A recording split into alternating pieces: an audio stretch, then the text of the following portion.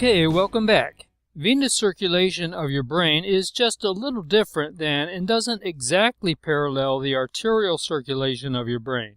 So in this lecture, we will define the term dural sinus and locate the dural sinuses within the brain. We will discuss the purpose of the dural sinuses. We will locate and describe the confluence of sinuses, and we will describe the connection between the venous circulation of the brain and your systemic circulation. Okay, so let's get started. Now in the last lecture, we built this flow chart showing the divisions and subdivisions of the internal jugular vein. Recall that I drew in this element, the sigmoid sinus, and told you that it is directly connected to the internal jugular. Recall also that I told you that we would revisit the sigmoid sinus. Well, here we are. So I want to begin here by telling you the punchline. That is, the sigmoid sinus connects all of the other sinuses to the internal jugular vein. Now, way back in section 2, we defined the term sinus. So do you remember what a sinus is? And we were discussing the paranasal sinuses at the time. Well, simply defined, a sinus is an air-filled chamber. Now, the paranasal sinuses are, you'll remember, those air-filled chambers within the bones of your skull. You'll recall the frontal, maxillary, ethmoid, and sphenoid sinuses that help to, among other things, lighten the skull. Now, the sinuses that we will discuss here are your dural sinuses. Your dural sinuses are large collecting veins located within the dural folds of your brain. So, what are the dural folds, you ask? Well, I'll tell you. Now, as your brain sits within your skull, obviously the soft, delicate brain does not make direct contact with the hard, comparatively rough bone of the skull. In fact, there are 3 layers of tissue that surround your brain and separate it from your skull. Now, these 3 layers of tissue we refer to as the meninges. Now, by name, then, they are the dura mater, or durable layer, the arachnoid mater, arachnoid because it looks like a spider's web, and the pia mater, or tender layer. Now, we will examine the meninges in detail in section 5, but it is this outermost layer, the durable layer, or dura mater, that I want to focus on at this moment. Now, once again, it may seem like I'm off topic here, but stay with me. So, your brain can effectively be divided into 4 sections. So this part of your brain is the cerebrum, and this part of your brain is called the cerebellum. So first we can separate the cerebellum from the cerebrum. Okay, then we can separate the cerebrum into 2 half-brains, or hemispheres. So here is another look at the left and right cerebral hemispheres. And we can do the same with the cerebellum, that is divided into right and left halves. So now you can see the 4 quadrants of your brain. Now this is looking at the posterior aspect of your brain, obviously. Now watch the magic. We were talking about the dural sinuses by way of the dural folds. Now the dural folds then are invaginations or infoldings of the dura mater. Remember that the dura mater is the outermost, tough, protective layer of the brain proper. So there are 3 primary dural folds, and they are the falx cerebri, which separates the 2 cerebral hemispheres. Now understand that this dura mater completely encases your brain. I'm only showing you them here in cross-section so that you can understand their locations. So you see the falx cerebri here in blue. The second dural fold is the tentorium cerebelli, which separates the cerebellum from the cerebrum. And so you see the tentorium cerebelli here in yellow. The third layer is the falx cerebelli, which separates the 2 cerebellar hemispheres. And you see the falx cerebelli here in red. Now, with the brain removed, we are able to see the dural folds better. So we have the falx cerebri right here. The tentorium cerebelli is here. Now, the middle section here has been removed so you can see the structures beneath it. And the falx cerebelli is just right back here. Now that you understand what the dural folds are, we can discuss the dural or venous sinuses. So if you want me to give you a formal definition of dural sinus, I might say that the dural sinuses are elongated spaces within the folds of the dura mater through which deoxygenated blood drains from the tissues of the brain to the internal jugular vein and ultimately to the superior vena cava to be returned to the heart. So let's flowchart the dural sinuses.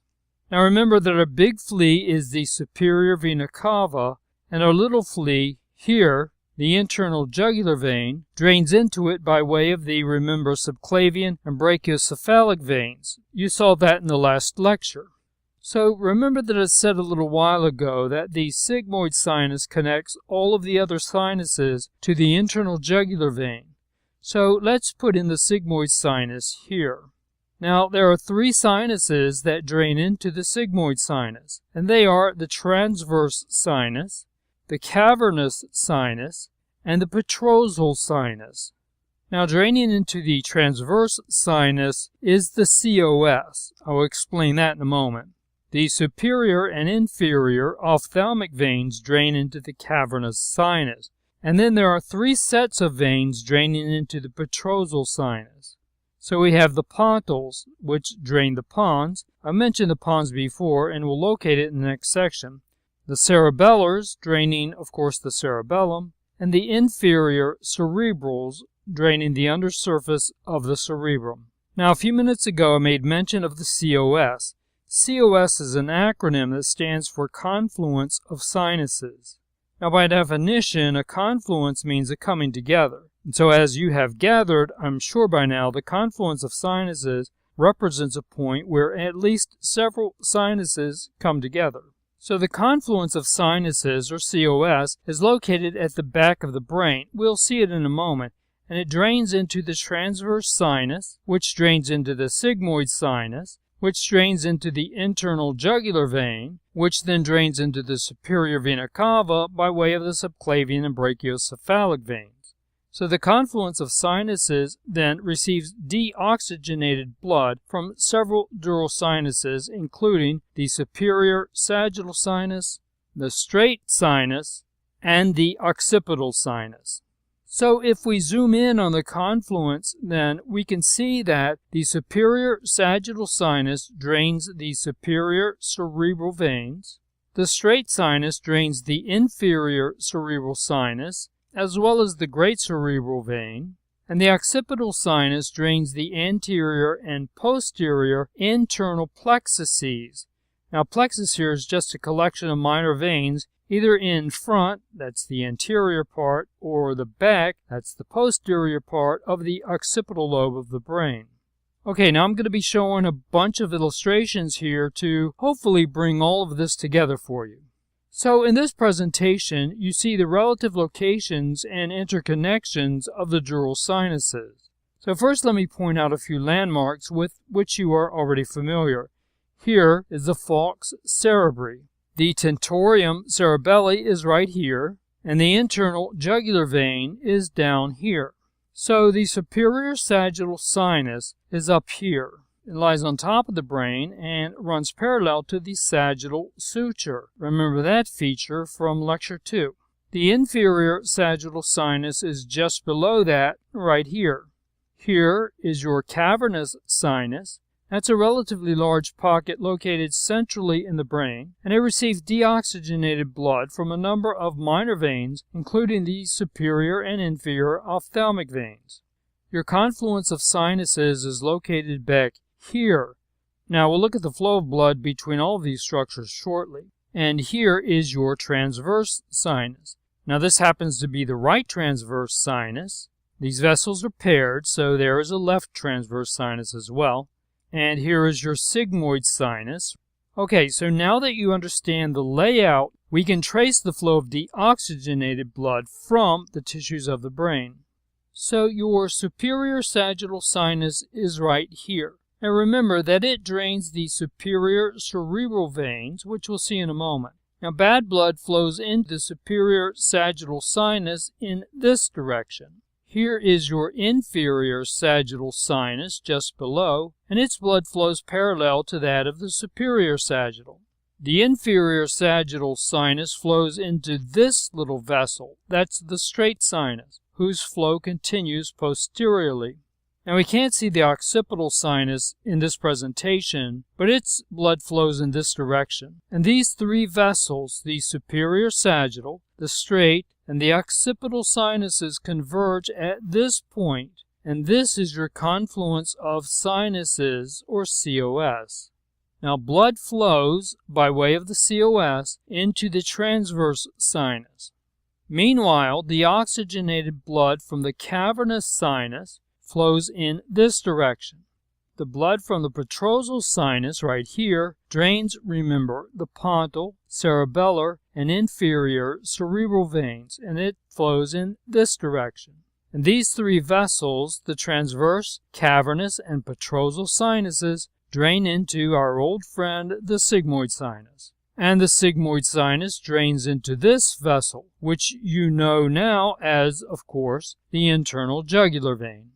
Now, from the lateral aspect of the brain, we can identify the superior sagittal sinus right here with its blood flowing in this direction.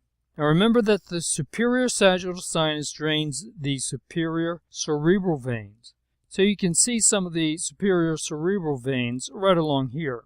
Now, the three superficial vessels that you see here are the superior vein of Trollard right here, the superficial middle cerebral vein, that's right here, and the inferior vein of Lavey, and that's right here.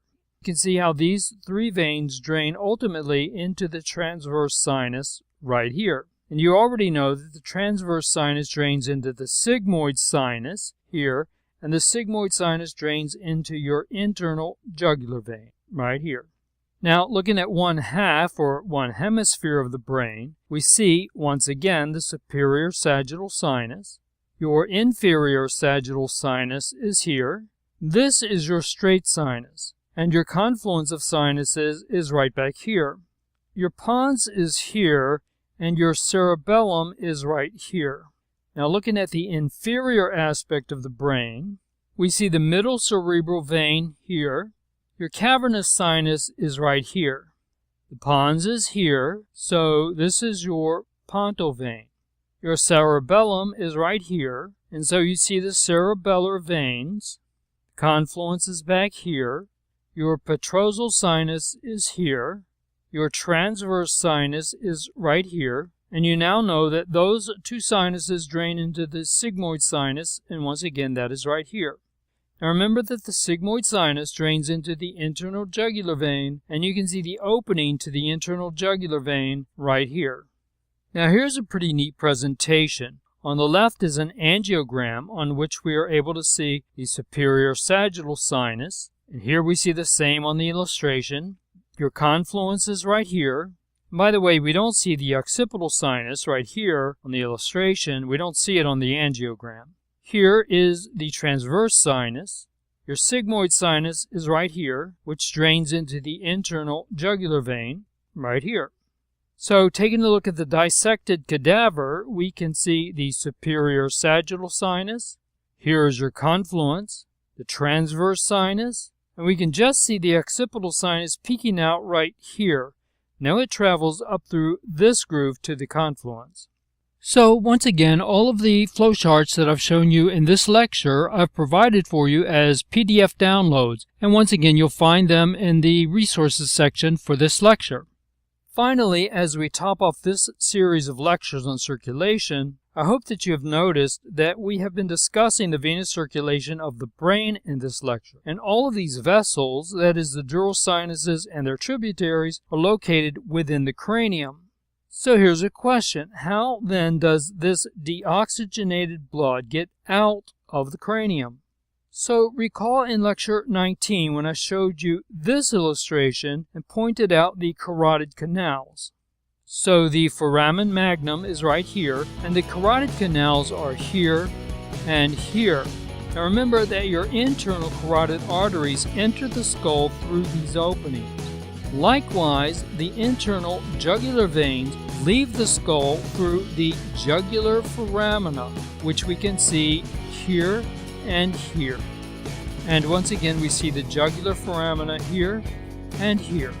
So we will finish up this section with the next lecture, in which we will locate and describe the superior structures of the lymphatic system.